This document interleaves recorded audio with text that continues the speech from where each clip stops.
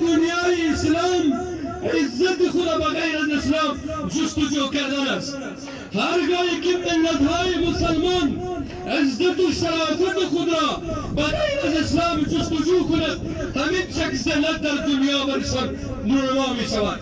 ای حکام سرزمین‌های اسلامی، ای غلامان حلقه بگوشی آمریکا و صهیونیسم، حضرت عمر رضی الله عنه می فرماید نحن قوم اعزنا الله بالاسلام فمهما هرگاهی که ما ملت مسلمان بودیم و عزت خدا از در اسلام جستجو کردیم، با عزت ترین مردم بودیم. فمهما ابتغینا العزة بغیره اذلنا الله. هرگاهی که عزت خدا بغیر از اسلام جستجو کردیم، ذلیل‌ترین مردم در روی زمین شدیم. چند روز پیش مکان ظهور اسلام سرزمین الهی، چند روز پیش تقدیر از یک کودکوش، تقدیر و اقتدار و امتیاز از یک غاصب و طاغوتی از یک فرعون زمانه رئیس جمهور آمریکا کردن عربستان سعودی، از یک کودکوش، از یک حامی کسی که روزها صداها ملت فلسطین زیر آواره میکنند و اون طرف کشورهای دیگری از مسلمانها هر روز دارد دست حکومت و یاری با غرب و با صهیونیسم و با دنیای یهودیت میدن.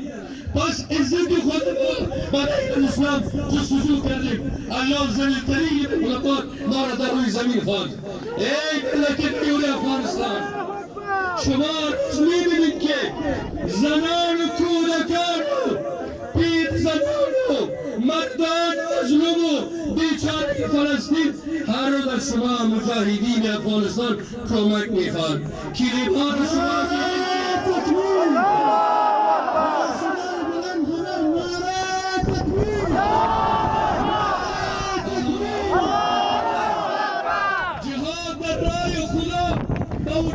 کشتن، با عنوان غارت کردن، با عنوان نابود کردن شهرها و اماکن و بنیاد اقتصادی نیست. مردم فکر میکند که جهاد یعنی کشتن، یعنی بربادی، یعنی ویران کردن. نه، جهاد یعنی دفاع از مردمهای مظلوم، دفاع از ملتهای بیچاره، دفاع از ملتهای سرزمینهایی که هر روز بیچارگی و هر روز کشتار قتل در برابر صهیونیسم تجربه میکنند. ای ملت مجاهد، ای ملت سرشور، ای ملت آزاده، الله شما اقتدار و عزت دارایی نصیب کند که ملت سرشور، ای ملت، ای مردم غزه، ما از اینجا اعلان میکنیم که